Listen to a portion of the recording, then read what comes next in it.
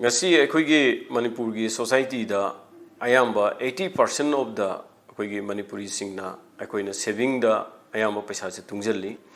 saving ayamba mayam na khangnare saving habisidi yamna safe mode oi safe mode oi bisna maram oiraga risk su nemi risk nemana maram oiraga return su nemi especially saving da di akhoi na government securities amadi commercial papers da paisa tungjan basini adubu saving di akhoi na expect we have return 6 to 7% per annum gi sangdani mayam na ayamba khangbire madudi bank da fixed deposit tawwa recurring deposit tawwa insurance tawwa amadi akhoi gi maru oina Manipur society da marup na singba tawbu singsi a kind of saving ni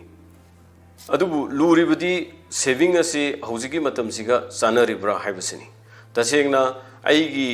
paisa si tungda well creation toge yam phajana growth lehenge haiba taragadi aikoi tasengna investment haibasida yam chauna focus toba ma mathau tari adubu aikoi gi Manipur society de leiriba mi ayamana investment haibase karino amadi investment gi instruments singsi karino haibase khangdabasini ngasi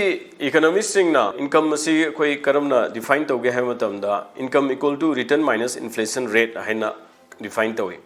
हाइबदी करिगुंबा जगह अमदा आइना पैसा तुंगजलुब तारगदी मदुदगी return अमा लाए मदुदगी आइगी inflation rate से खाइदोख्र मतुंगदा आइगी income असे ओइगदबनी खुदम ओइना हायबदा आइना FD तोबु तारगदी आइना सही मदा आइना फंगिबा सेविंग दगी फंगिबा रिटर्न सी 7% ने लौरसी अदुगा इन्फ्लेशन रेट 10% नि as per consumer price index की मतुंगिना अदु तारगदी आइगी इनकम असे नेगेटिव चले आइगी नेगेटिव इनकम नेगेटिव चपना मरम ओरगा डाउन द लाइन आइगी फिबम फरकपे मोटा हेन फिबम सोक्सलकपे याई अदुना आइगी इनकम असे पॉजिटिव चलहनगे हाइबा तारगदी इन्फ्लेशन रेट से बिट तोबुंगंबा आइगी रिटर्न मथौ तारे अदुना रिटर्न वांगबो मथौ तारे हाइबनी अदु तारगदी here comes the importance of investment की इंपोर्टेंस लापनी इन्वेस्टमेंट तोबु तारगदी आइगी इनकम से पॉजिटिव ओइगनी अदुना डाउन द लाइन आइगी फिबम आइगी इनकम आइगी पैसा growth लेगनी हाइबनी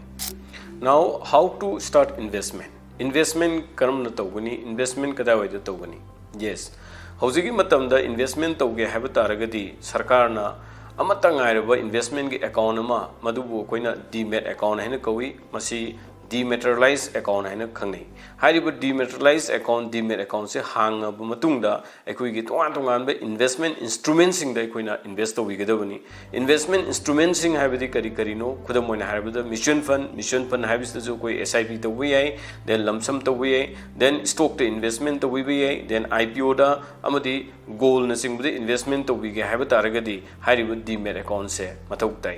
demat account karam na hangani amadi masigi kana ba karam na logani amadi hojigi matamda demat account hangdaba taragadi madugi mangjaba kari no haiba sing sigi makha da detail sing khangbi ning ba taragadi Osta haina comment tawiro